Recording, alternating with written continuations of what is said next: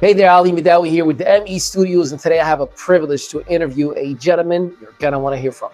Reverend Akey Ahiem, a 74-year-old and the oldest of 9 siblings, who was born at the home of Albany, Georgia, with the help of a midwife. He has completed his education in the Trenton school system, graduating successfully.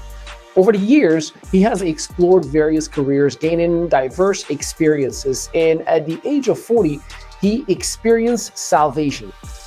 He received comprehensive biblical education from Philadelphia Bible College, now known as Cairn University. His wife, Jennifer Ahiem, a dedicated nurse, has been his steadfast partner. He's a licensed preacher of the gospel and a licensed and bonded public insurance adjuster. As a passionate educator, he teaches the gospel of Jesus Christ at Metro Public Adjustment, Inc., and also provides life skills education. He is blessed with 3 daughters, 3 grandchildren, and 4 great-grandchildren, with a 5th on the way. His 15 years of service in the juvenile justice system and 5 years in the adult prison system as a preacher have been deeply fulfilling. Additionally, he has cherished teaching Sunday school for 32 years. He has been honored with the title of Man of the Year by the Progressive Baptist Association and received the President's Award from Metro Public Adjustment, Inc., along with numerous other awards and certifications. Ladies and gentlemen, give your warm applause, virtually or in person, to the one and only Reverend Akey Ahiem.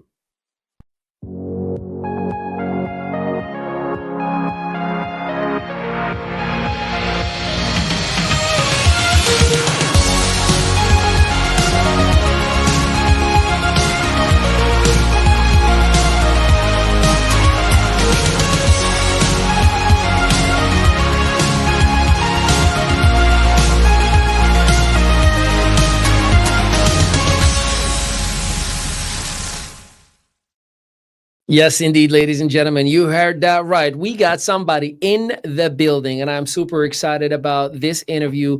Not only this is a gentleman that has an incredible amount of wisdom, incredible amount of experience, incredible amount of knowledge, but he is so humble that even when we were doing some work off camera, he opened up us some things that genuinely and truthfully touched my heart. And I love it when I actually have somebody in the studio, because we get to have some conversations before the conversation, and it primes my mindset. As you know, at the ME Studios, we do everything in our power to give you authenticity, to keep it real. This is not about marketing or hype. It's about relatability. We want to give you the best of the best. And today we have the best of them all. Reverend Akey Ahiem, first and foremost, thank you so much for giving me the opportunity, for taking a ride down here and bringing your beautiful bride, who is not on camera right now, but we are delighted that you are in here. Thank you for being here with us. So let me just dive right in. First of all, Jersey.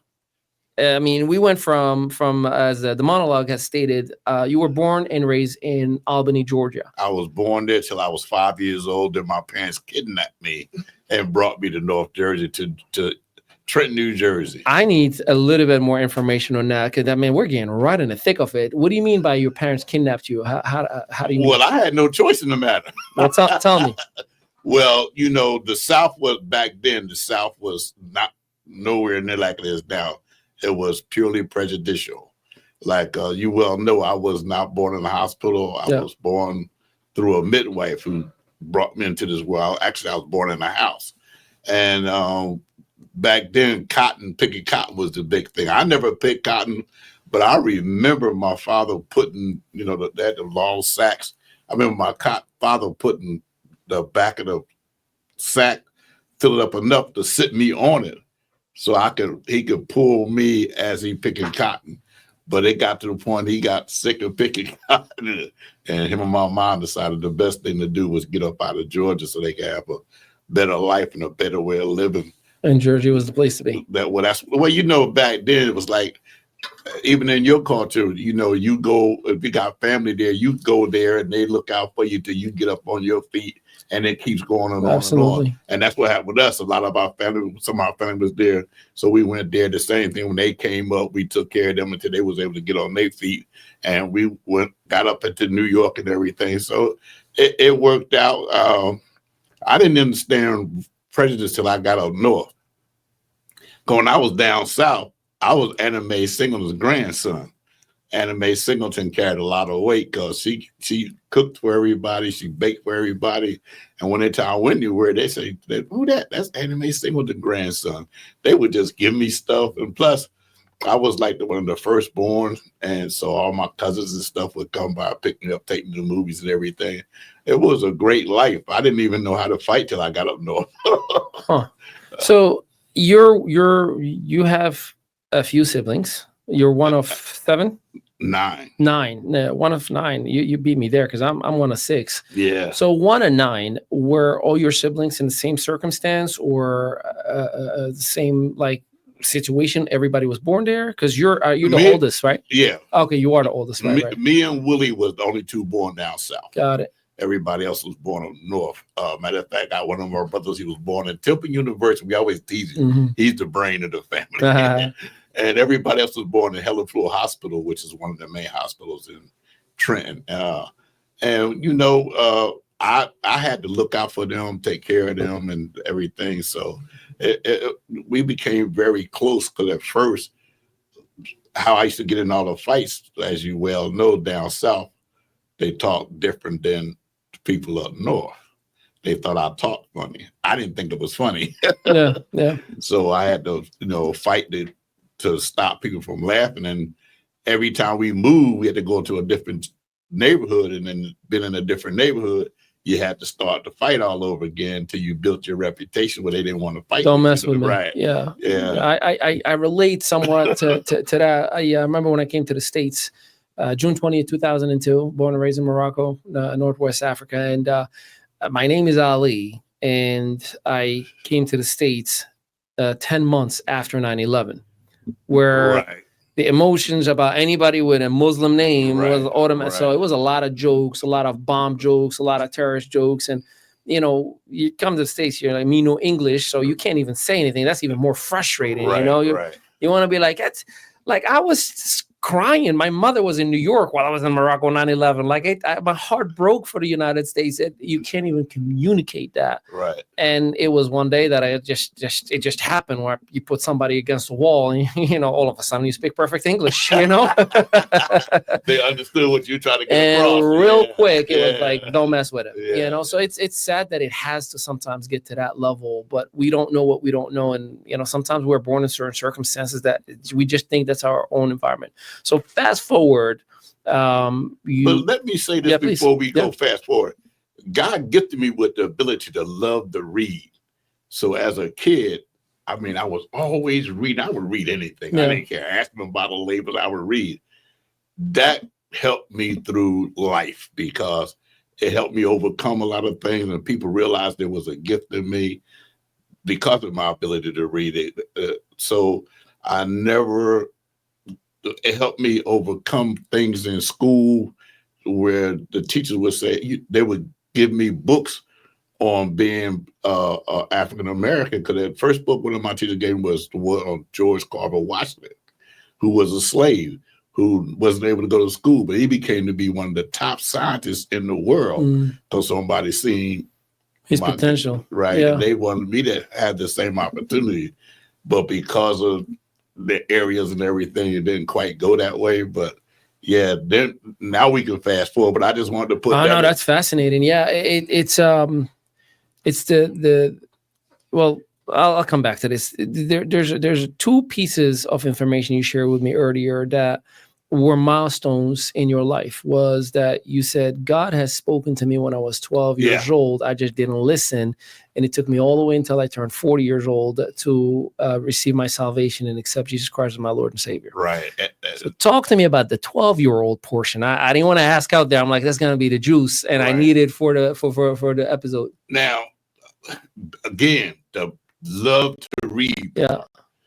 As a child, my family, my mother's fellow had got this Bible from a Miracle Worker. It was a big one too, but it had the pictures in it. Yeah. And I was in 4th grade, so I really I could read the majority of the words, but I couldn't read all of them. At the time, the King English was just now being taken out of America, but I was still brought up under the King English, so I could kind of read it. Yeah. So I would read in the God of the Old Testament. I loved him. I mean, I didn't understand this New Testament thing about the grand God man and all that. But the one in the Old Testament, he fought for the poor. He fought for the ones that couldn't take care of themselves. Now that God I truly, truly love. And so, but remember now, I had to do a lot of fighting every time we moved. Mhm. So finally we got into a place where I was in a place long enough where I done made my reputation. The word done got out. Don't mess with him. He crazy. He got good sense. Because if I could really throw what we used to call alley apples, a red brick. If if you was older than me, I would hang you out with them. So when God called me to preach, because I remember, I know everybody in the Bible that I read about, when they went to work for God, they lost their friends. They ended up being alone. So here it is. I finally got friends. I don't have to fight no more. Now you telling me you want me to give all that to go? No, I ain't. The fear of persecution. Right. Nah, I ain't doing it. So I went and did everything under the sun. But in the end, God had his way, because at 40 years old, I finally had to give it up. Yeah. And the craziest thing about it all, and I have to tell the public that the crazy thing about it all, I was sitting in church one Sunday morning, and the preacher was preaching on John 4:4-18, when the lady at the well, and Jesus asked her for a drink of water, and she got smart. Said, "You a Jew, asked me for a drink of water." And he told her, "If you knew who it was asking you for a drink, you'd be asking me for water." And it would spring up into a well of life, and you would never thirst after the things of this world again. At that instant, I knew what had been wrong with me all my life. I needed a drink of that water. Yeah. And at the same instant that she was asking Jesus for a drink of that water, my soul was screaming to heaven, "Give me a drink of that water." And I got saved that day. Matter of fact, Jesus took cigarette smoking from me that day. And as I went on, the drinking, the drugging, all the other stuff stopped. But that day, just to let me know who he was in my life, how great he was, he took cigarette smoke. And people have to go through hypnotherapy, acupuncture, and all that stuff. I was a smoker myself, and I understand. I quit cold turkey, and it was just because I'm hard headed. And somebody said, "Yeah, right, you'll never stop." And I went from a pack a day. I'm like, I never touched it till this day. Praise God. I never touched it. Yeah. And God probably used that to get you so you knew who you were. When I look back at the different sequences in my life, that was a moment that has put a major positive impact on my relationship with my wife and our relationship with spirituality and so much more that unfolded. So, on another setting, when you're interviewing, then I'll tell you that whole story. So, another thing that you said when we're doing the work in the other rooms, you've mentioned, and I quote, this is a direct quote. You said, "God spoke to me when I was 12 years old, but I didn't listen until I turned 40 years old because I was a knucklehead getting into every single thing under the sun." Right. So there is somebody right now that is watching and is like, well, you lived your life and now you are on the righteous path, so to speak. Because I speak to a lot of them, like, man, you got to get your act together. You're not young anymore. I'm like, man, you only live once. Let me live my, when I'm ready, I'll calm down. I'll do this. What is your message to that person who's thinking, I'm going to live my life to the fullest, and when I'm ready to settle, then I can go ahead and, it's almost as if the church or the word of God, it's a cultural thing that calms me down instead of it being part of my life. What is your advice for that one person, or the younger version of yourself was like, I'm still young, I got time? I understand wholeheartedly when they say that, what they mean, but you have to, if you go talk to anybody who's ever been through anything and they got saved, you know what they would tell you? If I had known, I would have done this a lot right. So if anything says anything to you, is that they telling you, don't waste your life like I did. That's my whole purpose, because I wasted all them years when I could have been doing something constructive instead of doing something destructive. Because what I didn't realize, which I do testimony about this in church, I was trying to help the devil kill me. You know how crazy that is? You can take that to the bank, Rich, because that should be on a t-shirt. Wow. That was deep. Yeah. I've never heard that way. It's and and we spoke about earlier, there are some of us who think I am so far deep in sin that I am not worthy of looking the other way. Right. Like man, God wanted nothing to do with me. Like I've done so many wrongs. But what I've learned is those who are doing most of God's work have done the worst in most cases. I mean, look at the disciples and the apostles and everything that they have done prior to being picked, you know. And it's not just fairy tales. Those are real stories that are relatable till this day. And I it gave me the strength to believe. I mean, that I converted to Christianity in 2012.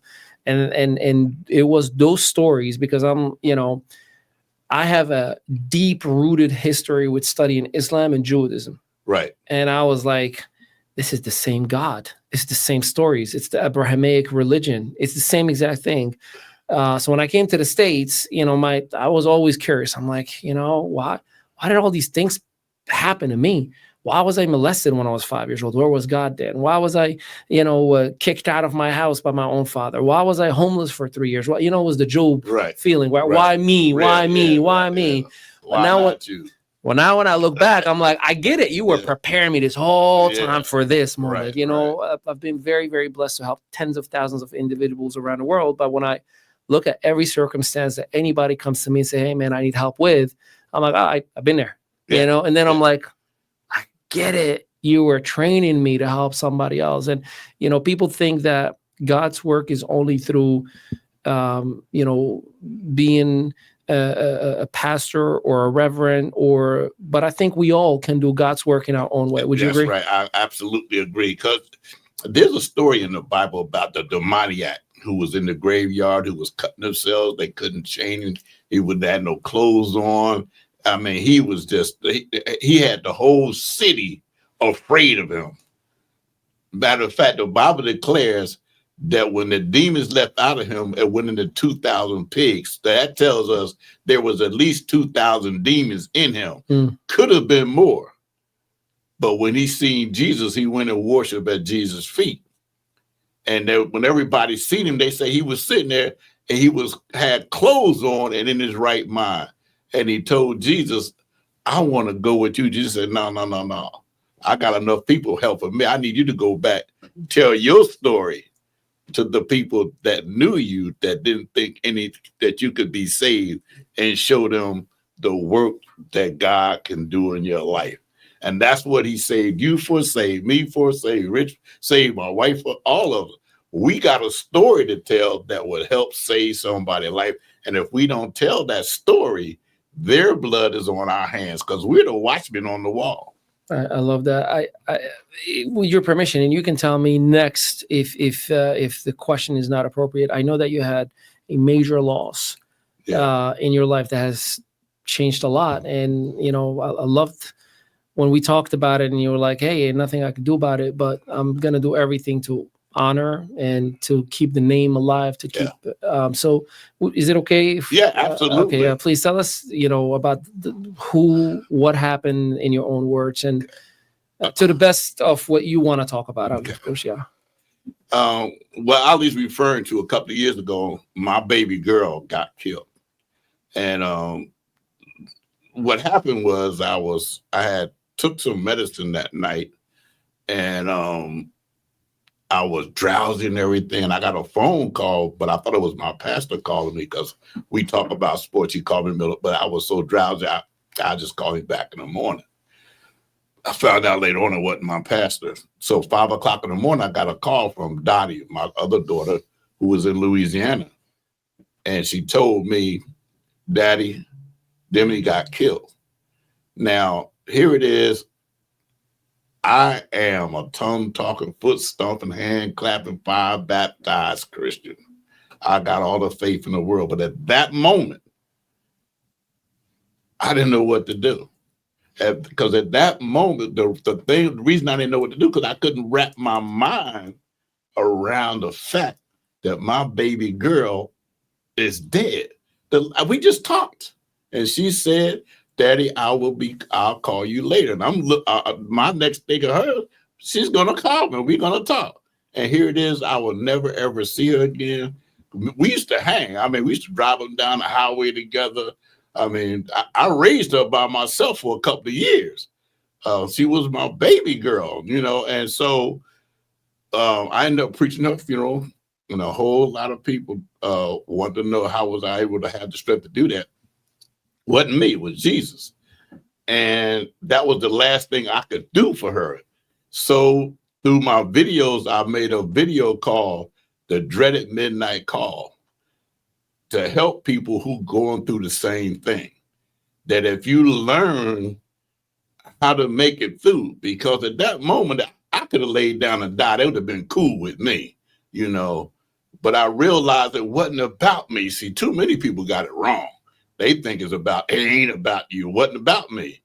What about the grandkids, the great grandkids? If I don't look out for them, who gonna look out for them? Who gonna be there for them? Their grandmother gone, the mother gone, and now and all I'm doing is running around here acting die. I gotta be strong for them. After I do everything I can do for them, I can get by myself. If I want to break down and cry, cool. But that's not who I am. I decided then I was gonna do something to honor my daughter.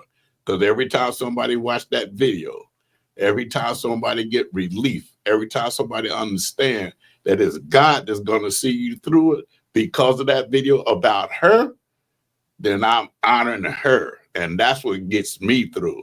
Because sometimes I could be talking about it and the tears start to come because I miss her, but I realize when I look at Shay, I see her. When I look at the great grandkids, she's here through them, and that I honor her with that, and that gets me through. Oh, well, God bless you. We are going to include that video in the description of this episode, so just make sure you just check the copy section. And I need a little break because it's a free video. It is a free video. He always got that smile to bring you right back up. Yeah, I God bless you, because you've brought a lot of good things and a lot of impact that I know I'm experiencing right now. So I can't wait for everybody to receive these words of wisdom. We're going to take a little break. After we come back, we're going to dive into all things business. And I hope you're ready, because my man is ready. We'll be right back. As a preacher, it's a mandate that I teach and preach the gospel throughout the whole world.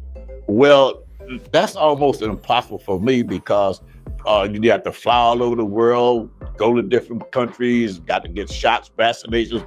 But guess what? What if I told you I found a way to do that through the great discovery? I can now get the gospel out in 148 different languages and over 200 different countries where they can understand me and I can understand them, just like on the day of Pentecost.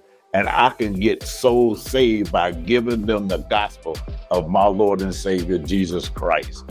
For more information, go to my website. Welcome back. Welcome back. Make sure you visit that website, because he's going to hook you up like he's hooking everybody else up. All right, ladies and gentlemen, back in here with Reverend Akey Ahiem. And I am super, super privileged that I'm getting a lot of wisdom. I am so selfishly lucky and blessed that I got all the footage that we got earlier, because that's like I got all the courses for free. You know, you're getting the edited version. I'm gonna watch all that for me. Yeah, that's how I get all the goodies, if you're wondering. You know, like I get great men and women of wisdom, of faith, of incredible experience. I'm like, let me do a couple of videos with you, and I'm getting all them courses. I am learning. I got it all.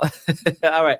Let's talk about the public adjuster side of things, right? Yeah. There's many people who have heard that term, but they don't really understand what's the difference between an insurance agent, a public adjuster, and a claim adjuster. Like, walk me through what you do specifically, and what does that mean? First of all, let me correct the fallacy that you made. Please. Most people have no idea about a public adjuster. There you go. You know, they don't. When we post something about public adjuster, what's that? They know what it is as far as a car go, but a house, no clue whatsoever. Okay, help me out. And we've been in public adjuster industry, been around over 100 years. Matter of fact, it was created by the federal government for each state because the insurance company was taking advantages of people and they had no recourse. So they created an entity called us. But for some reason, it's been a well-kept secret. So Yeah, now, because the big bad wolf does not Right. want somebody to know that you can help me Right, out to get what's really mine. Okay, I get it now. Right. And they believe this. They got lobbyists and they spend a lot of money. I've had to go to the courts and be on when we had to go down. They were trying to raise the lower the rates for being able to help people through the insurance industry. We had to go down and give testimony and all that to keep them from doing that. So, yeah, but you know, what people really don't understand, and they will, a public adjuster is an advocate for them. Because think about it, when I be talking to people, I do this to them. I say, listen, you call your insurance company. You say, I got my insurance adjuster coming out here. Who pay his paycheck? For the insurance company. So who will you work for? The insurance company. Well, don't you think you would want somebody working for you that's on your side, that try to look out for your best interest? Because if I'm working for the insurance company, I have certain things that I have to do to keep my job. Right. And it might not be your best interest. That's right. Okay, so essentially, what you do is you represent or you evaluate a claim on behalf of another individual that may or may not have gotten the best deal from their claim. Is that what I'm understanding? Well, preferably, that's after the fact. Okay. Preferably, what I do is free homeowner policy reviews for business owner homeowners. When I go sit down with them, free, and do their policy with them and tell them what's good about it, what's not good about it. Like we talked earlier about the percentage deductibles. People don't understand that percentage deductible. And for those of you out who don't know what that is, that's when, if you just give an example, if you have a $400,000 home and you have a 5% wind deductible, you now, before you can get one penny, you got $25,000 deductible. So if the claim is worth $24,999, you will not get one penny. So when that's crazy. And they did it on purpose, because it used to be just hurricane deductibles, but because of Superstorm Sandy, they downgraded it so they couldn't hit people with that deductible. They found a way around it and started hitting people with the wind deductible. All claims outside the house are wind deductibles. So can anybody shop for a public adjuster? Yes. Okay. Yes. So what would you like us to know about what you do and why I want to do business with you, sir, beside the fact that you are amazing in every single way? What do you want them to know? I want you to know that I have one thing and one thing only in my mind. I want to help you. I want to serve you. Team Jubilee is what I want to bring to people. In the Bible, Jubilee is in the 50th year. Everything that's been lost, if you sold yourself into slavery, you get out of free from slavery, you get your property back. So if I can help bring you back to your pre-loss condition, you will have Jubilee. Especially when I bring you a check or checks, you really have Jubilee. Because my job is to make sure that you not only get treated fairly, but more importantly, paid fairly. Are there such people as bad public adjusters that make some mistakes, rookie mistakes? Yes, there are some of those out there. And listen, there are some people who are just born to do wrong. I've heard stories about public adjusters that hooked up with the insurance company, filed a claim, got the money, they split it up. Collusions. Right. Yeah. And the homeowner didn't get one penny. And, how is that legal? It's not legal. If people know what to do, they can file a claim with the bank and insurance. So there's gray areas that they can get away with. Okay, so let's talk about those gray areas. What are some of those mistakes or gray areas that somebody needs to be aware of? First of all, when you're dealing with it with anybody, you need to at least find out who they done business with. What is their star rating? Everybody. And you can see all that information. Yeah, a lot of it you can. And like I tell people, you get referrals from people. Just don't look in the phone book and pick an adjuster out of there, because you don't know who they is. Most of my clients come from referrals. Somebody referred me in. Or if they check their website out, a lot of times they don't have a website, which you told me about. They aren't legit, right? I just told him. That's all. I just told him you about a website. Woo! Right here, y'all. Mercer County Public Adjuster.com, a beautiful website. Yeah. I just told you. Yeah. Go on. So you need to really, because your home is your most valuable asset. You don't want to put it in the hands of just any and everybody. Because I have people that when they recommend me, I can tell people honestly, you can check me out. You can go with my license. You can find out I've never had a judgment against me. I've never been to court. I never had bad things said about me. Not that I ain't gonna say they didn't think so. But it's not in print. So I'm there for you. First of all, remember this. I work for a higher authority. I just ain't working for the company I work for. I work for Lord Jesus Christ. And if I do something that's not right, he gonna hold it against me. So I got to make sure I do the right thing all the time. Not just some of the time, all the time. Yeah. Can you share with us some of your favorite story in your career that you've helped somebody that just is a memorable experience that you can think of all the time? You heard me talk about reopening claims. Okay. So when I first got into the business, brand spanking new, I got hit with got a fire. Really didn't know what I was really doing, but I had enough people around me that I could get information from to help me through it. Anyway, I wrote the claim. Now, first of all, let me preface this with this, set the stage. The lady had been with the same insurance company for 30 years. She had filed a claim 8 years prior, and it was a small claim, so they gave her everything. So you couldn't tell her she didn't have the best insurance company in the world. So 8 years later, she get a fire. She filed a claim. They was going to give her $125,000. Depreciated $14,000, so she'd get $111,000. So she asked them, "What you gonna do about my siding? Because it got dingy from the smoke." Don't worry about it. We'll power wash it. So the red flags went up. She got in touch with us. I got sent out on the claim. When we did the claim, reopened the claim, she ended up with $269,000 altogether.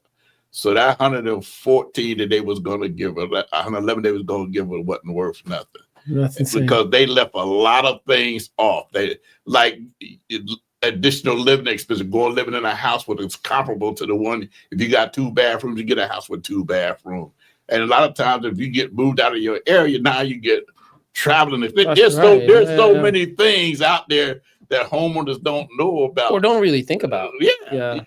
I was talking about that the other day, that when you have a fire and you're in a hotel, and we did a class once where they had us sit down and write down everything in our kitchens. And the majority of us only got half, and we left off a third. Now, that was just the kitchen. What about the rest of the house? If you had a fire, you in a hotel, insurance company hand you a paper, write down everything you lost. Now, you're not going to put down dishes. Why? Because you're eating off a plate. You're not going to put down clothes. A lot of clothes you're not going to put down. There are so many things that you're going to leave off. And I feel like you're not even in a mindset to I mean, you just lost your house to a fire or your business. How are you going to even bother? And that's why you need somebody else helping you. Yeah, no, that's amazing. You mentioned that it's a 100-year-old industry as a whole. Yeah. You've been for the last 15 years, 16 years right now. And how often do regulations change or rules, policies? I mean, do you have? They change on a regular basis. That's why we have to continue to get CE credits. They keep up, because the insurance industry wants to always try to change the rules in their favor. Like some of these insurance companies, they got a thing called continuous, and like if there used to be, if something was hidden and you didn't see it, you could file a claim for it because you didn't see it. So how could you deal with it? But now they trying to put it under seepage and long-term care, and they write it in their policies where you can't get paid for it. Just and people think, and it cracks me up when people say, "Oh, I got the greatest insurance company in the world." I'm like, yeah, till you really need them. Yeah. And that's the thing. I mean, you're paying a policy every single month while everything is okay. But then the one time that it's not, that's where you really need, Right. the return of investment, if you will, as a whole. So, we talked earlier about 3 advices, top 3 things, big mistakes. If you were to look at as a whole, and there's somebody who, I mean, the Popeyes right around the corner from us just went down on fire 2 months ago, I think 3 months ago. Yeah, and I mean, that place is still like not cleaned either. So it makes me wonder, like, what happened to the business owners? I mean, how devastated? What are some of the things that you would want to advise somebody to look for, be careful with, pay attention to, not get involved with, anything that you can share with us? And that's because I promise you guys that I'm going to get as many chicken nuggets that McDonald's is going to sue us. Yeah. Well, the one thing you really got to make sure that you get a public adjuster on your side, period. Because the public adjuster they are not lawyers, but equivalent to a lawyer. But if you go to court without a lawyer, guess what? You're going to get eaten alive. Well, that's the same thing when you go against the insurance company by yourself. Same scenario. So there's so many things that need to be done when you have to deal with a fire. That's why I do everything virtually except for fire and water damage, because you have to be there in person. Because the replacement cost versus actual cash value. Actual cash value, usually a client might get anywhere from 75 to a half of what they really deserve. If you got replacement costs, which you have to get an endorsement for, and a lot of people don't want to do it because there's a few extra dollars, but in the end, it's going to help you, because whatever it costs at today's prices, that's what they have to replace it with. So you get your stuff replaced and you ain't got to worry about it. Or you get actual cash value where you can only go get half of what you had. So you're out of pot when you could have just spent a few extra dollars and got it. Here's another one. A lot of people paying for sump pump endorsements and don't have a sump pump. Or you got a sump pump and no endorsement for it because they don't know until, which is another reason I do a free policy review.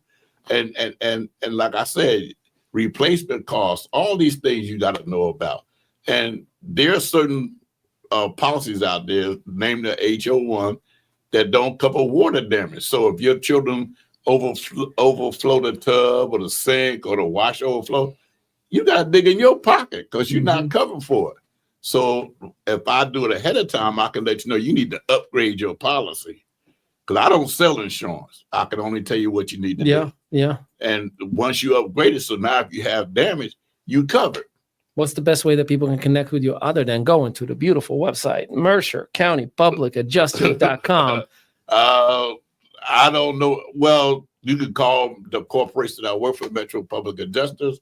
Everybody knows me if you call there, or look on Facebook, LinkedIn, TikTok. He is a TikToker, ladies and gentlemen. YouTube, you can find me. He doesn't do much dancing on TikTok, but he definitely has a lot of wisdom. Yeah, so I'm easy to find. Yeah. Matter of fact, that's why I'm here, so you can find me. We're working on that right away. We're going to take one more break. After we come back, we're going to take a little bit onto the vision, the mindset, the great of Reverend Akey Ahiem. We'll be right back. As a passionate educator, I teach the gospel of Jesus Christ. I also, at Metro Public Adjustment Corporate, I also provide life skills education. I'm blessed with 3 daughters, 3 grandchildren, and 4 beautiful great-grandchildren, with a 5th on the way. My 15 years of service in the juvenile justice system and 5 years in the adult prison system. As a preacher, I have been deeply fulfilling. Additionally, I have cherished and teaching Sunday school for 32 years. I have been honored with the title of Man of the Year by the Progressive Baptist Association, and I have received the Presidential Award from Metro Public Adjustment Incorporated, along with numerous other awards and certifications. Feel free to visit my website at mercercountypublicadjuster.com. Welcome back, ladies and gentlemen. Ali Midawi with the one and only Reverend Akey Ahiem. I am enjoying this morning. You can imagine we could probably do a 4-hour non-interview, just me and you hanging out and having this we conversation. It good. genuinely feels that way, and those are the best interviews. I want to dive into the personal side of things, and your vision. We're kind of coming towards the bottom end of this incredible privileged interview that I feel it right now. You wear too many hats. You got the great discovery. You are teaching people. You are doing the public adjustments. You are on TikTok. You are a reverend. Like, what do you not do, right? You are a father, a grandfather, a husband. How do you do it where you maintain your sanity while you are everything to everyone all the time? Because everything I do is to the glory of God. And as long as it's to his glory, he will impart the strength and the wisdom for me to make it through. And a lot of things I'm not doing by myself. I got help, so that it makes it easier. Like, I'm going on vacation tomorrow to Shenandoah Valley. And that's a vacation I got through you. Good times. Yeah, I'm going to go down there and have a good time. There's another vacation I got coming up in Mexico through you. Yeah, ladies and gentlemen, just so you know, if you do business with the Emmy Studios, we send everybody on vacations, and you rightfully deserve it, and we want to hook you up as well. So let us know where you want to go, and I'll talk to Rich. He's the real boss, and he's gonna say, no, your wife is the boss, and she's at home. Yes, we work for my wife, both of us. We don't have a say in here. So let me say this, and just so y'all know, he did not tell me to say that. I just wanted you to know, working with him is a privilege and it has its benefits. You're too kind. I appreciate you. Can you share that defining moment that turned you into an entrepreneur? Because from what I understand, you love to read. Then you did a lot of schooling, and you've evolved from one side of life to another. Where was the moment where you're like, you know what, I'm going to do my own thing as an entrepreneur? Well, my mother was an entrepreneur. Okay. And her and my father didn't get along because of that, because he couldn't see it. But she just always wanted her own business. So even as a kid, we used to have what was called a fish house, where she had it was like a restaurant, sold a lot of fish out of it, chicken and everything, and she made a lot, pretty good. Then she had her own restaurant, and she was big time in Tupperware. She had her own car and everything, had her own group, the sugar cookies. I mean, she was killing it. And I was an entrepreneur, but I was on the wrong side of the law. Like I said, I was doing a whole lot of stuff out there when I was out there. So it was always in my DNA. I just needed to find a vehicle that was gonna be representative, where God could get the glory out of it. Because when I help somebody that's helpless and hopeless and can't do it for themselves, and when I help them and they can't thank me enough, and I could tell them, hey, to God be the glory, and they realize, and it's funny, because a lot of time when you tell somebody you're a preacher, they look down, but when I tell them I'm a preacher, they kind of feel comfortable in the fact that I am, and because of my personality, they're willing to do more and trust me more because of that fact. Yeah. Can you share some of the challenges that, if there were any, that you faced when you were, let's say, transitioning to the good side of entrepreneurship, as you called it? And was it easy to do what you wanted to do today in the beginning? Did you have challenges? How was your spirituality helped to overcome those challenges? Like, give us a snapshot of back then. Now, you heard us talk about I used to do juvenile justice system. What wasn't brought up that you need to get a background check. And at one time, after I got saved, I tried to get my record expunged. And I went and got through a program, a lawyer that could do this for me. But in the end, it ended up being a laughable situation, because they said, you got too much stuff, so we can't do nothing for you. So to tell you how God operates, so after a few years went by, I wanted to get into the juvenile justice system, but they had to have a background check. And God fixed it where I got through the background check. So I was able to do the juvenile justice system and the adult prison system. So that was just getting me ready for the public address, because you got to have a background check for that too. And what happened was, because I had a record, I had to jump through hoops and wait longer to get my license. So when the head man at the bank and insurance called me personally, and we talked, and when he realized I hadn't been in any situations for over 18 years, he said, "Man, here's your number, here's your public adjuster license, go do your thing." And I've been into it. Matter of fact, a lot of people in my company know my story. So when they get people that come in, they're scared to give it a shot because of their background, they'll have them call me, or I talk to them. I even did a video about it with Akey Ahiem, letting people know that, you know, what I've been through, so they can do it too. Speaking to that, you know, mentoring and advising and helping others, what advice do you have for somebody that may be starting a business, whether it's virtual or brick and mortar, and they're having a hard time, you know, working through their financial responsibilities, family responsibilities, even ministry responsibilities? I mean, look, Dr. Stan Harris, aka Dr. Breakthrough, like he and I talk all the time about, you know, a lot of pastors, preachers, reverends struggle money-wise, right? Like they're great when it comes to ministry, but they are doing terrible for the most part, financially speaking. And that, in a judgmental world, impacts whether the confidence or the influence for the individual to gain the business. What advice do you have for somebody, whether they're in ministry or not, to kind of get things going regardless of the challenges that they may be having? The one thing you got to have, I don't care what it is, ministry, business, entrepreneurship, a mentor. Find somebody that's where you want to be. Yeah. Somebody that can impart wisdom into your life that you're going to listen to. Because believe me, every mentor you're not going to listen to. Yes, that's why you watch these football games. You see the players argue with the coaches. They don't have no respect for them, so I don't care what they say, they can't do it. But somebody like Prime, you know who Prime is, right? Oh, yeah. When he says something, everybody listening. Why? Because he has their respect. He's done it. Everybody know who he is. So, and he mentor these kids. He pour into these kids because he want them to be the best.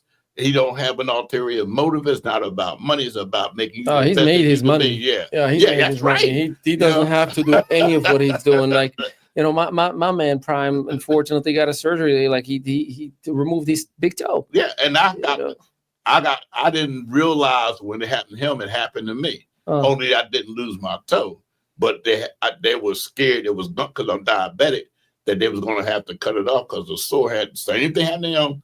The bone rubbed up against it, and the sore came. And my wife was there. She had to help me through that process, and they found a way to get it done. Open up the blood vessels to get it so it could work. And God blessed me one more time. I said, "Boy, I'm still with you." As a reverend, do you find a cross path between ministry work and what you do as an advocate, essentially, for your clients in the insurance space? Sure, because I let them know that everything I do is to the glory of God. You know, I want to help you, but I want to help you because of who I am, who I serve. Because the Bible declares, if you want to be great in the kingdom, you first got to be a servant. So I come to serve. I'm here to help. That's the only reason I'm here. I'm here to help. This next question is a personal one for me. This is genuinely, if we were in the episode or not, sometimes, or not sometimes, I think most of us, even me, you know, I'm like, well, it's easy for you because you're a reverend. You're always close to the fire. You're always close to, you know, like even it's horrible, right? Like the judgmental mind, even like, well, you probably don't even sin. You're like perfect. You're walking from the morning till nighttime. It's easy. No, I'm speaking on behalf of many people, right? Well, it's easy for you. I'm just laughing because you said you have I no sin. Yeah, I'm speaking my truth, right? Yeah. So I genuinely need help. And I mean it, like this is podcast aside, I genuinely need help with my faith, in the sense, like I try to I'm going to do the right thing and I can control what the right thing is. And a lot of time the wrong thing happens when you're expecting it least. And it shakes your core of your faith. So how, and I mean, and you've been through an experience, of course, unfortunately, you know, with your daughter, how does one still keep moving forward and saying, you know, and I believe my faith is strong, but I'm still a weak human being. The flesh is weak, right? Yeah. Flesh. I struggle sometimes with the idea of these two shall pass with patience, where I'm like, I believe in God. Through God, I can do anything, but it becomes almost like a little bit of an arrogance. I can do this. Like, I got this. I've done it before. I've been here before. I can do it again. And it almost start questioning, like, is this the part where God said, humble yourself? Well, I'm going to have to humble you. Who are you doing it for?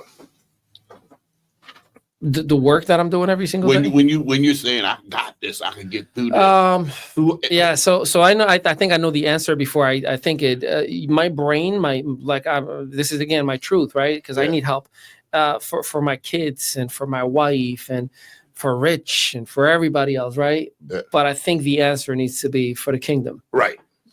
If you're doing it for the kingdom, and God gonna get the glory out of it, there ain't nothing wrong with it. But to your point, to your real question, you got to find a mentor.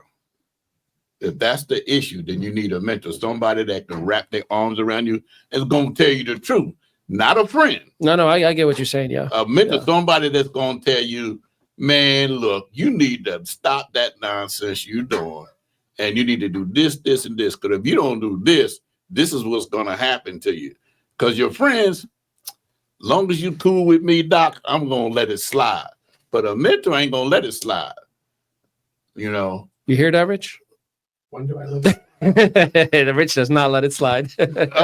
Me and Dr. Breakthrough, we have not known each other that long. But at this point, I can't remember not knowing him. The first day we met, we was on the phone preaching to each other for an hour. And he has become my mentor as far as that go. Yeah. Okay. James Moneypenny and the Great Discovery is my mentor. He brought me along. There's another Dr. T.V. Wilson who got his own XI. Yeah, I know him. Yeah. Oh yeah. I was with him today. Mm-hmm. You know. Oh yeah. Yeah. Oh yeah. He want me to come in and start teaching and preaching and all that with him. Yeah. But what I'm saying is, I'm learning not to settle for mentors. Find the top of the tier. Right. Yeah. Because they're where I want to go. If you're not where I want to go, how you going to help me get there? And I'm not just picking any old body. I'm picking somebody that I know has been there. Okay, all right, let's go back to Dr. Breakthrough. Myron Golden, you know who he is, right? Of course. Top tier dude, right? And I used to hear him always talk about, well, this guy led me to Christ. Oh, who is that? Dr. Stan Harris. That's right. Yeah. So what that tell me, you for real. I can listen to you. I know where your heart is. You led him to Christ. It wasn't a stage joke. This guy is in the Black Belt Hall of Fame. Ain't but 100. He's in the Motivational Speaker Hall of Fame. Should I not listen to him? Am I with you? Why am I with you, Ali? Because of Dr. Breakthrough. That's right, because I listened to him. Yeah. So you see what I'm saying?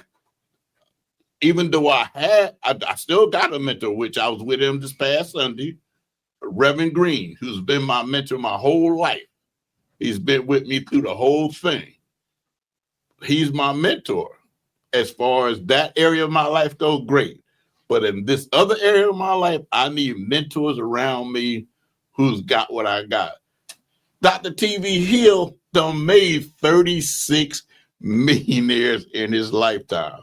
But his college is about the gospel of Jesus Christ.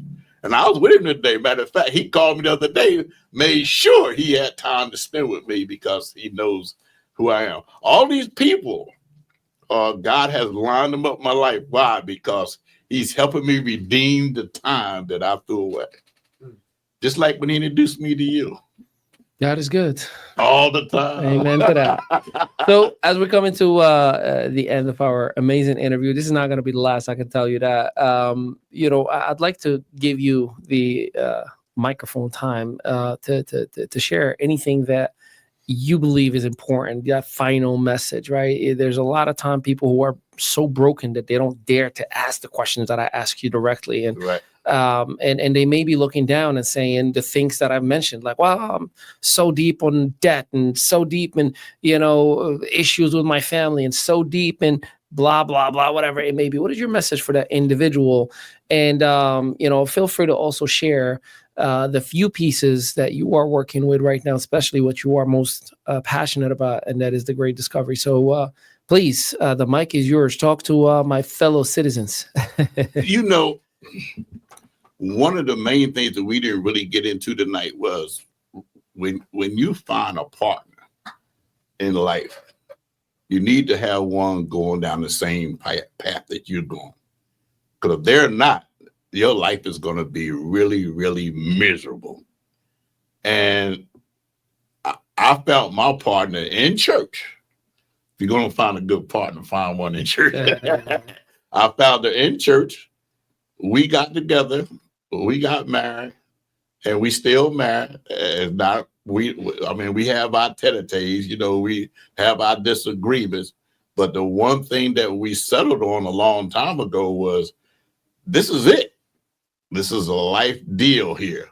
We're going to get through. So knowing that I'm free to do some things that I want to do, because I know she's going to be there for me no matter what.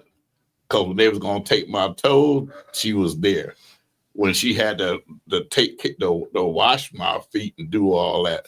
No, she might not want me to tell that part, but she did it. She didn't have to, but she did. And it wasn't where I had to beg her to do it. It was something that she did because of the love she got for me and for God. So if you want to make this journey and you want to make it an enjoyable journey, you have to have the right partner. In this case, I picked Jennifer Ahiem. You should have been. Shout out to the queen. You should have been there when we got married. The story I told, how I had to search the whole world over to find her. Yeah, he's still getting brownie points 25 years later. No, that's amazing. The great discovery. You're excited and passionate about it. Yeah. I told you part of the great. I discovered her. He's good. We need another session of hey, how do I talk to my wife today? The great discovery, you have to understand this. Like you heard me say earlier, I got Dr. Barrett Matthew, who's a friend of mine, who's also a public instructor. We did I know. We did a whole that's me and him. We cool. I just got through teaching at his quick fast track down in Maryland. Shout out to Dr. Matthews. So he was the one that showed me the video with the different languages being spoken. And I didn't need nobody to say nothing to me. That was it. I'm hooked right there because, again, I see it. I could get the gospel out to the whole world in all these different languages in all these different countries, and I don't have to leave home. And Dr. T.B. Wilson wants to help me in that aspect too, So it's amazing how God put people in your life to help you get where you want to go. And all that was through the great discovery. I met you because of the great discovery. I met Dr. Harris through the great discovery, Dr. Moneypenny, and there's so many others, but these are my mentors. And one mentor led me to you. And I'm going on one of your vacations tomorrow. Let's go. Yeah. Then I'm going to Mexico. Yes, sir. I'm telling you, it changes everything when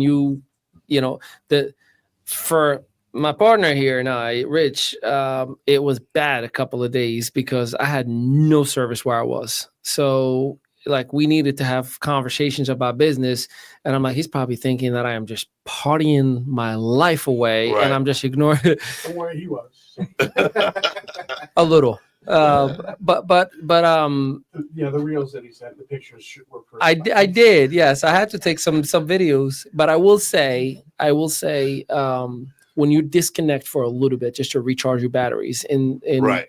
Clearwater beaches, and you get to enjoy yourself for a couple of days and treat yourself with that experience. And I'm telling you, you're gonna go for an all-inclusive food, beverage, and lodging, and you're going to love it. It is not, just leftover room because it's no. You're going to go for the cream of the crop. You're going to have the ultimate experience. And yes, to my brother over here's points, there are videos and pictures that I'm going to be sharing, and it's going to be like, there's no way I'm going to get this, and all you have to pay is your taxes on it. So yeah, we're excited for you. Look, I want you to know that I'm very grateful for meeting you in person, hearing your story in person. I've done a little bit of my homework beforehand, right? I was watching some of your videos to learn your personality, because I like to match somebody's energy, right? Right. At the same exact time, I was fascinated when I read your bio, and then when we had our private recording sessions, and I was asking those random questions, I'm like, well, what would I want to know about you?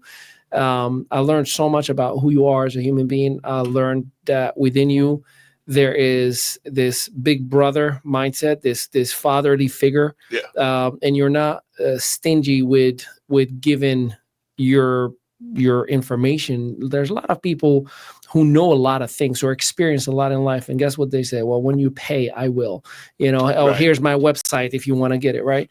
And I'm always inspired, motivated by someone like yourself. And you're dedicated a whole career, whether from ministry to being a public adjuster to the great discovery as well. Make sure everybody you join, go to Mercer County Public Adjuster.com. And there's a phone number, email, and everything right on our website. Make sure you connect with this gentleman.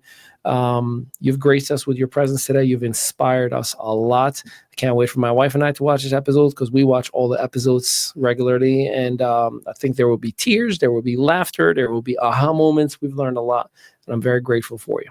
So you just proved my point. You got to have the right mate to go through this life. Oh, absolutely. Yeah. Yeah, wifey and I have been together since high school. So I mean, day one I met her. It was a joke at first. I was the class clown. Day one, she walked into the class. Here's two things that happened. My friends, Ida and Leah, I'm like, back off. She's mine. That was one. So God's honest truth, right? A 17 years old. I don't know any better. And then we had, because we were told by the teacher, I was in ESL class, using English as a second language. I don't speak a word of English. It's broken English at the time. So our homework from Friday to Monday, because she came in November. So the school year already started. I need you to write one pager introducing yourself to a new student. Her name is Claudia Maritza. All right, cool. So I got a 6-pack. I am the sexiest in the class. I've never met this girl at the time. I don't know what I know. Right? I'm just thinking I'm going to be the class clown that I know I am. And I read this whole thing, and she's like, not knowing what I'm saying, because she didn't speak a word of English. And all I said at the end, anyways, will you marry me? And it was a moment everybody laughs about it. Here we are today, 20 years going on 21 years together, 17 years marriage, a 7-year-old and a 4-year-old, and best human being I've ever had in my life. So yeah, I tell everybody I am a one and done person. Like, if I see something and I believe that God has put that someone in my life, like today, this is a lifelong relationship that we're going to talk a lot, work a lot, collaborate a lot, and I look forward for more. I just found out another reason why we're friends. What was that? I was a class. Oh, yeah. We connected the first day we talked, and you laid a lot of wisdom on me. I mean, I was going through a lot in the last couple of months, Right, I know about a lot of losses. Right. Yeah. And well, started Jason Lee, who we lost. He was 44 years young.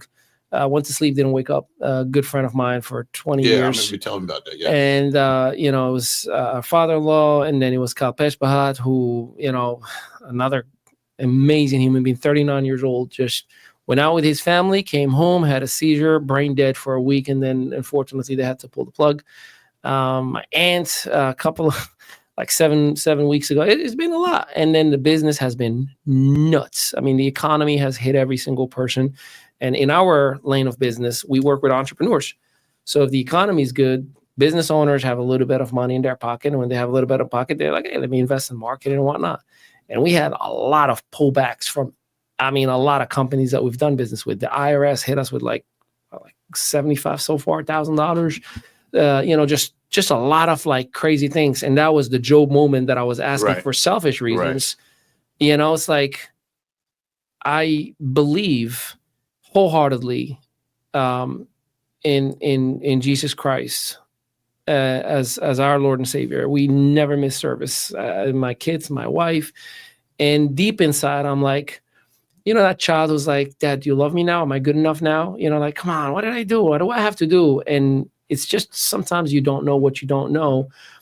And I know the answer to all of this because my whole life has been, but the backup explains you needed to burn that bad vehicle you were in because you were going to die in it in order for you to be in a better one. So I have faith that it's just when you're in the middle of it, it's like, like, I'll take the heat. Just let my wife and kids be happy and okay and healthy. And that scares me. So that's my truth. I feel like I started a whole new episode. With that, ladies and gentlemen, please make sure you visit the website itself that is in your screen right now in the bottom. Make sure you call, make sure you email, make sure you follow the social media assets. And I will put that video that Reverend Akey has shared with us earlier. That's just going to help you out if you're going through something. I certainly need to watch it. God is good all the time. I believe that today was supposed to happen the way it was supposed to happen, and I'm so grateful for it. Believe it or not, we're going to look back probably in a few months or a year from now, and I'll be like, you remember that day we had the interview? You've done a lot, and here's what changed ever since. So thank you very much for gracing us with your Thank you for having me here. I thank my wife for taking the time out of her busy schedule to take the time to be here with me tonight. I wish she would have got into a picture so everybody could see the person that I married. Come on over here, girls. Let them see.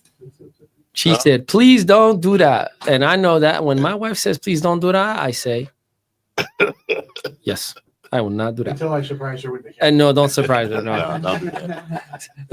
Rich will take the heat for all of it. Rich will be moving over. So he have coming. Yeah, be coming tonight. All right, ladies and gentlemen, we thank you, appreciate you. Until next time, have a blessed day, everybody.